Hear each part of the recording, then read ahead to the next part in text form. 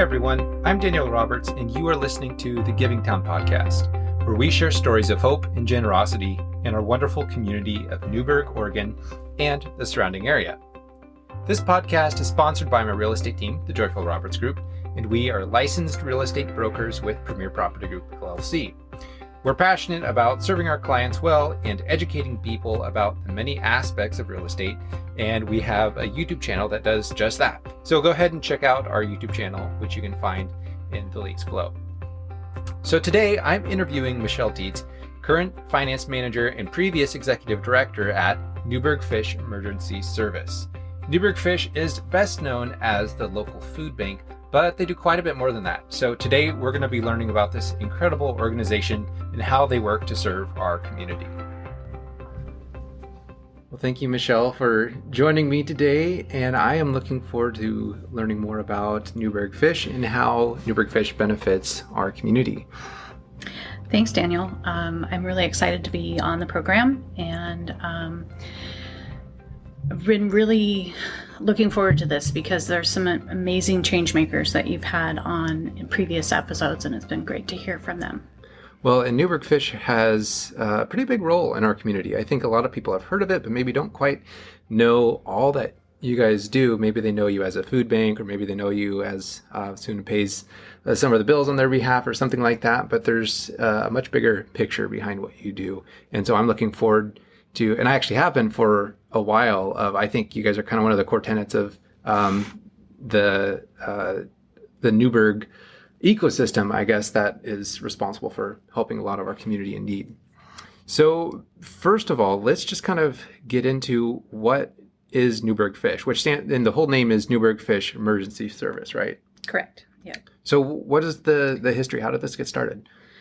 So in 1970, way long time ago, a group of community members came together and said we wanted to be able to help our neighbors that have any sort of need. And at that time, there was an organization out of the UK that was called FISH, Friends in Service to Humanity, that kind of took off in the U.S. and we're not affiliated with anyone on a national basis. We're our own entity, but we chose the name because we felt like it encompassed what the original group was trying to do.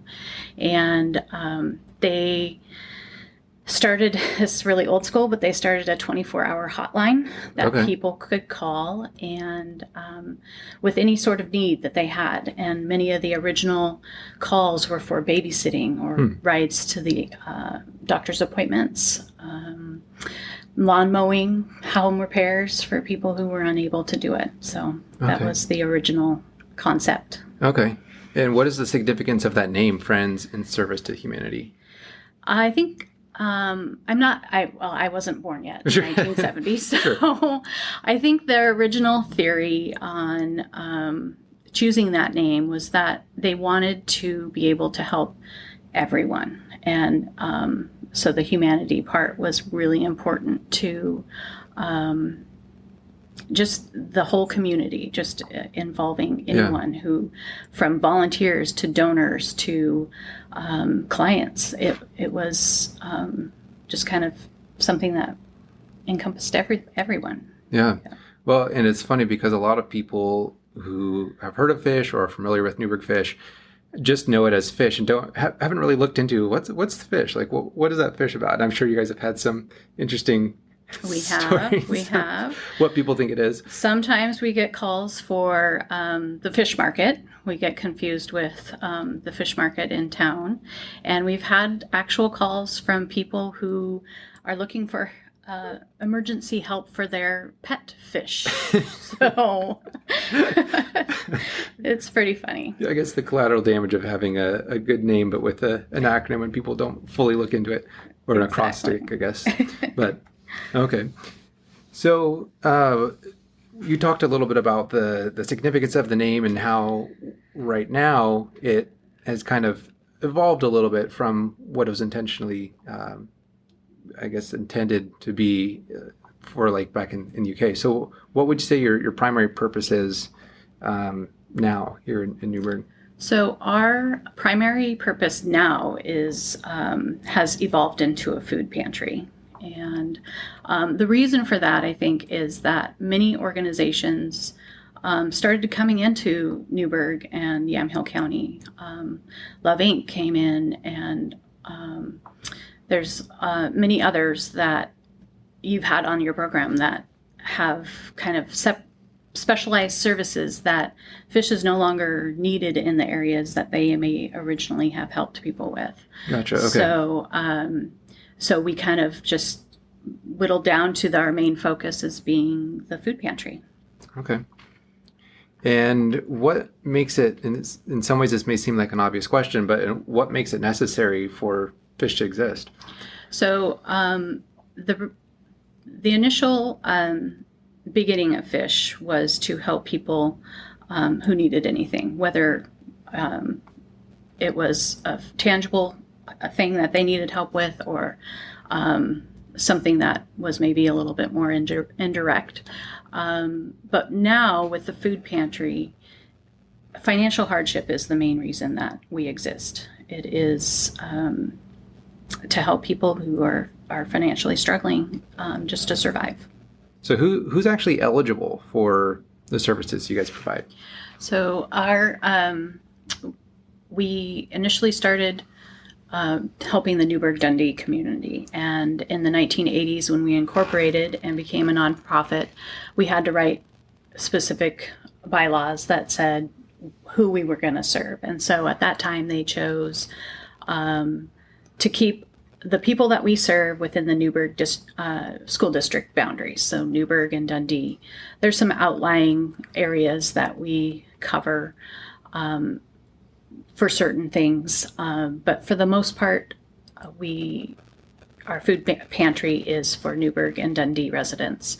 There are many food banks, food pantries around Yamhill County, so if someone does come from another area, we will fill a food box for them based on their household size, and then send them to hopefully give them the information that they need to be in contact with their own food pantry. Okay, so it can be anyone that's within the Newberg. There were financial guidelines given to us by the Oregon Food Bank and the federal government. We currently are not asking for that information. Gotcha. Okay. And we haven't been for the last 2 years. Okay. And was that kind of with COVID? You just said, okay. That's true. Yeah.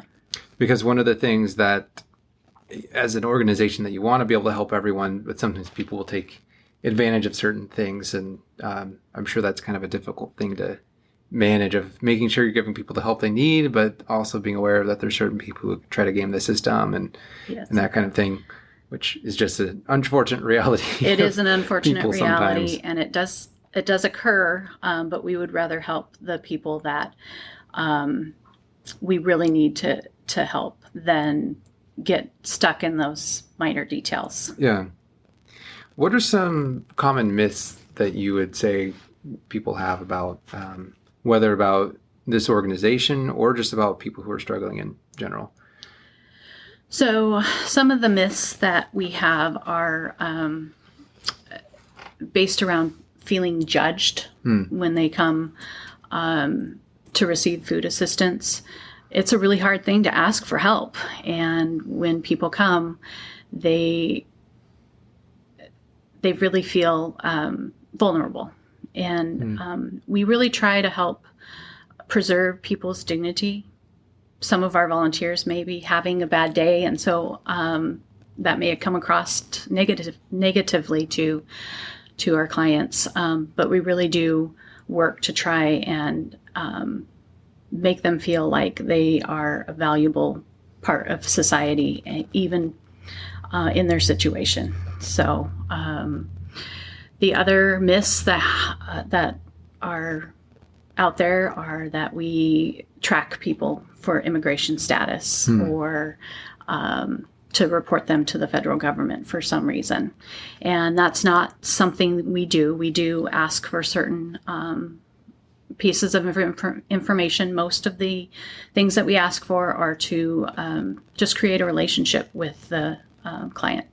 And we need to know household size. So we, for the size of food boxes that we give out, so we ask for those household members. And that also helps create a relationship when we know that their family's out there. And another myth would be that we only give out outdated food that's been expired. And it's not, we do. I mean, that's just a nature of donations. We do receive close to expiring and expired food from many different places. It could be from the grocery store. It could be from an individual donor.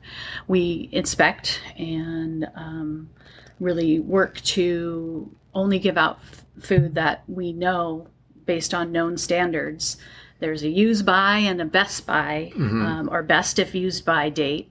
Those are all really confusing terms, but the best by and the best if used by dates are typically good for years after. Interesting. And they're edible food. It's nutritious. The quality may not be as good. Our use by dates are more of like milk expiration dates and things that actually spoil. So there's a lot of myths that come about with those. Which kind of seems like a tangent, but I think a lot of people are not familiar with that of what is something that's actually good or not good, because people look at something, they'll say, oh, best by this date, and they toss it. Exactly. But where do those codes come from to where they have a date on there, but then it almost seems like maybe they're arbitrary.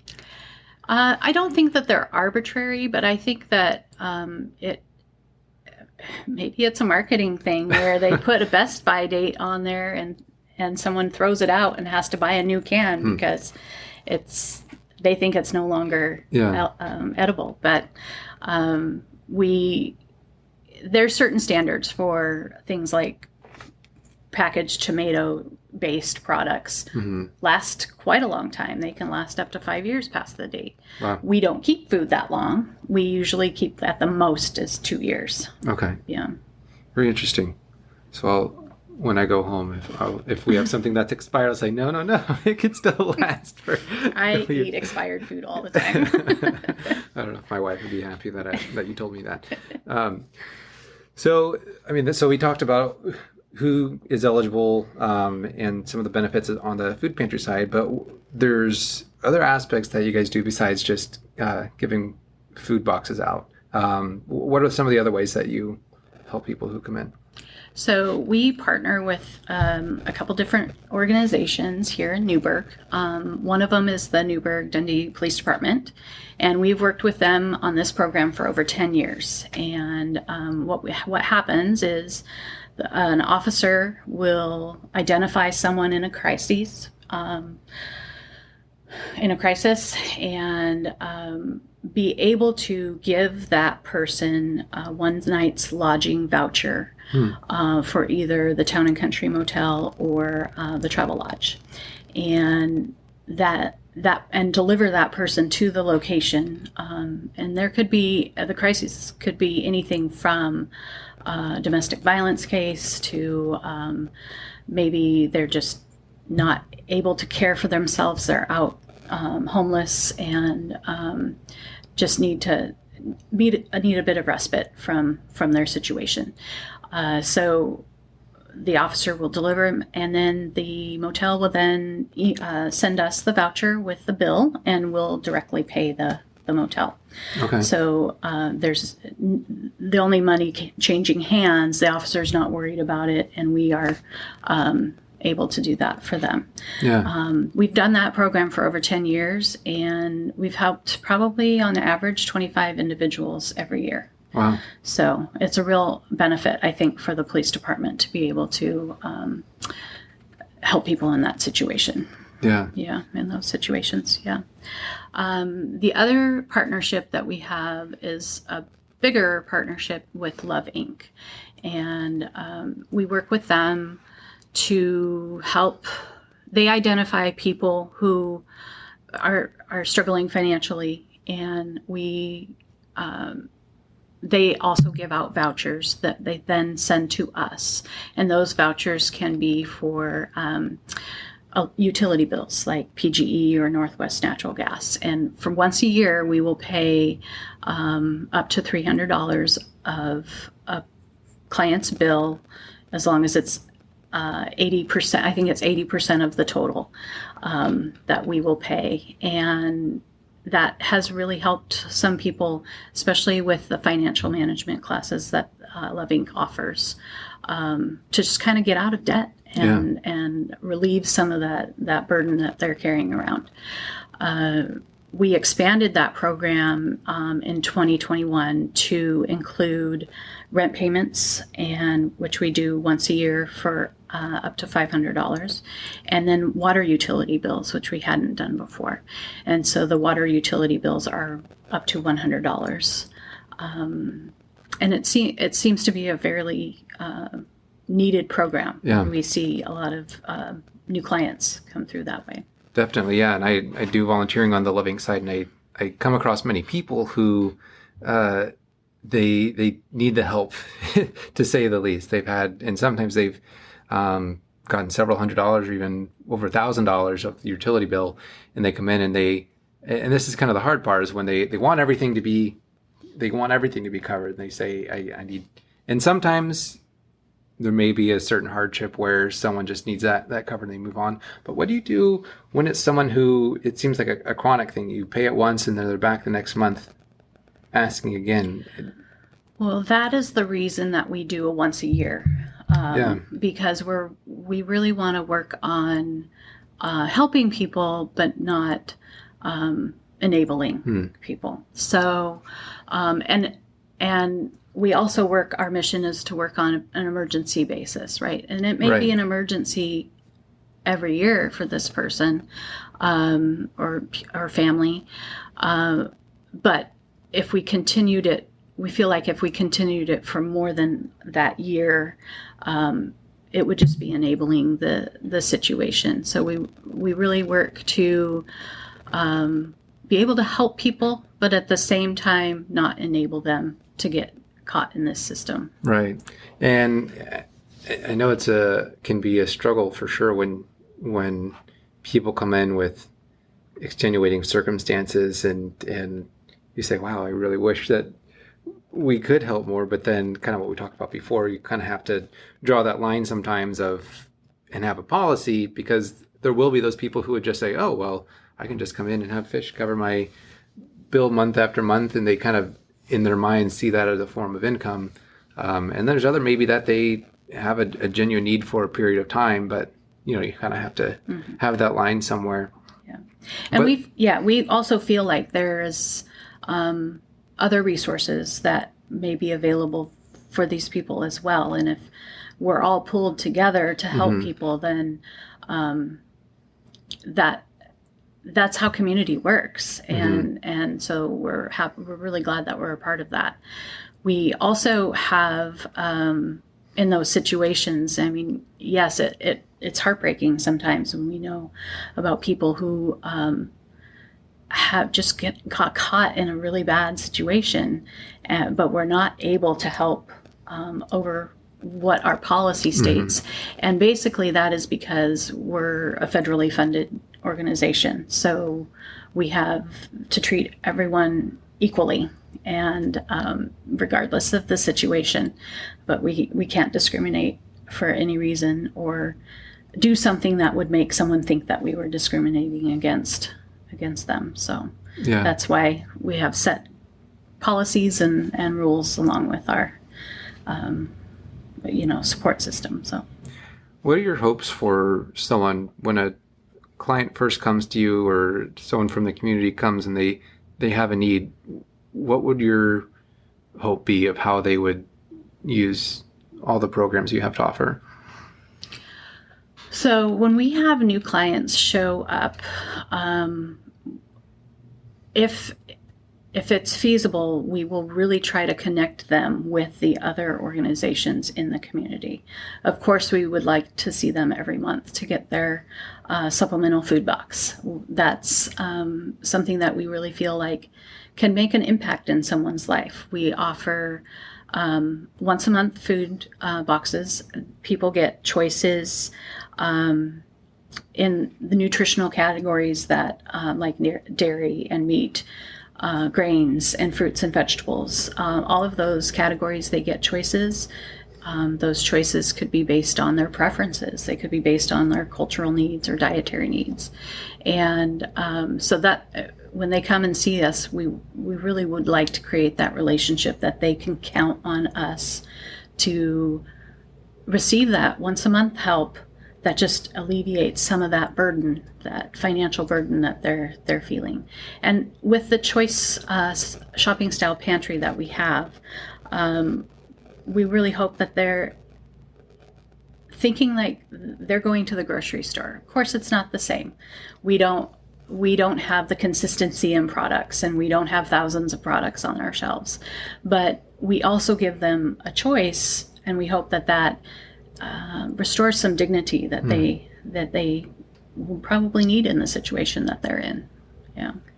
And then besides that, we do try to connect them with Love Inc. and other organizations that can help them further. Okay. And you mentioned the food boxes that people get, that it's supplemental. So what is the function of that? How much food does someone get? So the supplemental part is we can offer up to probably a week's worth of food once a month. So it would be equivalent to them going to the grocery store for that week and picking up that amount of food. And it's based on their household size. So 1 to 2 people will get less than obviously a 8+ family household. So okay. One of the things that we had talked about earlier was in the how, in part of the how and part of the when people come. So can you explain that a little bit? Yes. So we people come to see us for food assistance when they're desperate, and we find that they find themselves in a situation where they're at the end of the month, and are not even at the end of the month, but end of their paycheck, and they're not able to go to the store and get food to feed themselves or their family. And I think it's a new and maybe different way of thinking that we would like them to come see us first. Come to us, get a food box from us, save some of that money that you might need for an emergency situation that happens towards the end of the month. Yeah. And if you don't, great. But it's really discouraging for people when they are desperate, and we're here, we're ready to serve, and we have plenty of food on our shelves to serve people in the community that really maybe need to redirect some of their finances. A lot of people come in, for example, at Love Inc., a lot of people come in and they or maybe people who don't even come in, but they assume they're not going to qualify. I know at one point our family, we didn't have the best income. I know many people who probably qualify for getting all kinds of services, and they're struggling so much to make ends meet. Do you know, for say like a family of 4, do you know what the income requirements would be for them to be able to qualify? Or is it based on more than just income? No, it's based on income, and there are numbers out there. I don't have them in front of me, but it's actually pretty high. The income for a family of 4 is fairly high, and so there'd be a lot of people that would be eligible for food assistance. However, since 2 years ago, we kind of revised our way of delivering food to clients. Due to COVID, we don't ask for a signed confirmation that what people make. So we're not really requiring that at the present. So. Yeah. I think a lot of people, like you mentioned earlier, they just have shame. Like, oh, well, if I go, that makes me one of those people. They kind of have it as this, like, oh, if someone who goes to a food bank is just, they have negative connotations in their head. And that's something that I would like to be able I guess kind of alleviate some of the shame and guilt along with coming and getting help when you need it and saying that's what you guys are here for. It's a service that's available for people, and there's no shame in coming and getting food or using whatever's available. We would hope that there wouldn't be shame, and our receptionists that take clients' orders talk to the clients about what their needs are, and they're really friendly ladies who just want to help. And so I hope that there wouldn't be shame. Yeah, I understand when there is. And one of the more present issues that we're facing here in kind of the first half of 2022 is inflation. And I'm sure that has affected you guys as much as many others, as someone who deals directly with food. Yes, so our costs are up definitely, and we have seen an increase in clientele, which we kind of expect to continue. But we're here, and like I said before, we're ready for whoever needs to come to us. And but it kind of goes back to that principle. Well, you could come to the food bank and be able to pay for your gas, right? So come to us first and utilize our free food. And and that's maybe something for people listening. And again, a lot of the people listening to this may be people that never have need of these services, but maybe that know someone and saying, hey, gas is really expensive, food's really expensive, go to the food bank and, just like you said, get food. It's not it's just adds a buffer in your paycheck. And maybe even some people are on food stamps, maybe they're not on the SNAP benefits, but coming here and just saying, hey, we get it's hard right now, and come get the help that's available so that you can help your family in the other ways that you need to, or get out of debt. I think that's an important message. Yeah. What are other ways that people can get involved?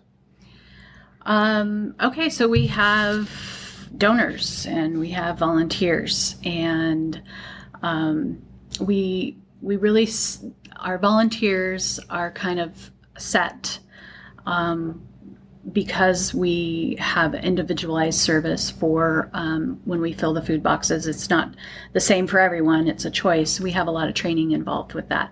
So we do ask for volunteers that can commit to a specific day and time for the time, for as long as they can. Of course, we understand that people move in and out of the area and then their jobs change or whatever their situation is. But we do just kind of ask for volunteers who are set to commit more than probably once a week would be our minimum. If people would like to volunteer, they can email us at newbergfish@frontier.com. We have a volunteer coordinator that would then be in contact with them to find out their best fit, for days and times and position-wise. We have warehouse workers stocking shelves. We have drivers picking up and delivering food. We have office workers, finance, and receptionists. So there's a lot of different kinds of positions for people to maybe find it. If you have a passion for serving food and serving people, then this is your place. Yeah. And you guys accept donations from anyone? So donations come in all sorts of different forms. We get food donations from grocery stores. We get individual food donations. We get people who would like to garden, and farmers will give us their extra produce. We have monetary donations, and we have people who donate monthly. We have people who donate once a year. So there's a lot of different ways. We have on our website, newbergfish.org, we have a button that you can donate online. It goes through donorbox.org. So all of that information is just click on the box and it'll take you through that. We receive checks in the mail. Sometimes people just drop off cash. So there's just numerous ways to help us.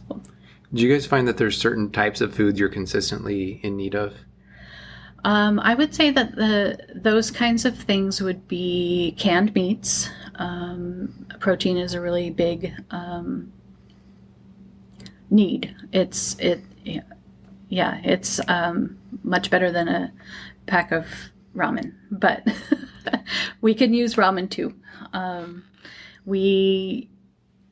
But canned meat. Another surprising one is cooking oil and flour. People don't normally think of giving out cooking oil to a food pantry. Cereals, oatmeals, pastas, things like that are usually pretty popular. Okay. Yeah. And then one of the things that we had talked about before we were recording is that there are people who maybe don't have access to a kitchen or a can opener or a way to actually prepare food. So maybe types of foods that are you can just open it and eat it rather than having to cook it and prepare it. Right. So we do have clients that come to us that don't have an address, that they're unhoused and maybe are just walking around with a backpack, don't have a kitchen to prepare the food. So we try to work with that client to find out what would suit them best. And we've given out can openers with food, and we try to find the food with pop-top cans or things like granola bars, things that are easily opened and prepared. Yeah. And I know many people really appreciate that when they can come in and get that at the time that they need it. Yeah. Well, thank you, Michelle, for sharing. Is there anything else that you'd like to share before we close? The one thing that I would like to say is just a big thank you to all of our volunteers, past, present, and future. We are a 100% volunteer organization. We've never had a paid employee. And even our executive director doesn't get paid. Oh, wow. And I think when people learn that, they're like, that's different. We've never heard of that before. But for over 50 years, we've worked as a volunteer organization, and I'm really proud of everyone and what they do to help our community. And I know that none of them are here to get recognition. They would be the last people to come and say, "Hey, look at me." But it's nice to get a thank you every once in a while. Well, and I will say thank you as well, because like I mentioned at the very beginning, this is an extremely needed and probably underutilized aspect of our community. But I know the people who have received help really appreciate it. So thank you, Michelle, for your time, and look forward to getting the word out about Newberg Fish. Thank you. Thanks, Daniel. I hope you enjoyed today's episode and learned something new about Newberg FISH Emergency Service. One of the things I want to share is that a lot of people are really struggling right now with higher gas prices, high food prices, and inflation. A lot of people are really struggling to make ends meet and don't know about the service that Newberg Fish provides. So I would like to ask you to please share this episode with your friends and your neighbors, just to make sure that everyone who needs this service knows about it. I think this service is really just not utilized to its full capacity, and that was one of the things that Michelle mentioned. So as much as we can get the word out to make sure that people who could use it are getting the food they need so that they can have money left over to do the other things and spend the money on the other things that they really need to, would really benefit our community.